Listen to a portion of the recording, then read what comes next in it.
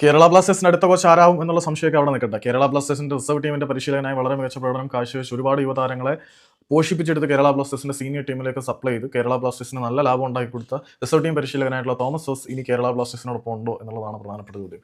അദ്ദേഹം മറ്റൊരു ഐഎസ്എൽ ക്ലബിലേക്ക് ചേക്കേറുന്നത് ഒരുപക്ഷെ ഏതെങ്കിലും റിസർവ് ടീമിന്റെ പരിശീലകനായിട്ട് ആയിരിക്കില്ല, അസിസ്റ്റന്റ് കോച്ചായിട്ടും ആയിരിക്കാനുള്ള സാധ്യത വളരെ കുറവാണ്.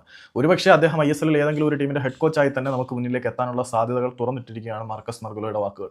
അതുകൂടാതെ അദ്ദേഹത്തിന് വേണ്ടി ഇൻട്രസ്റ്റഡ് ആയിട്ട് 2 ഐഎസ്എൽ ക്ലബ്ബുകൾ മുന്നിലുണ്ട് എന്നാണ് അറിയാൻ കഴിയുന്നത്. സാമ്പത്തിക പ്രതിസന്ധിയിൽ കൂടി കടന്നു പോകുന്ന ഹൈദരാബാദ് എഫ് സി എന്നൊന്നും നിങ്ങൾ കരുതണ്ട.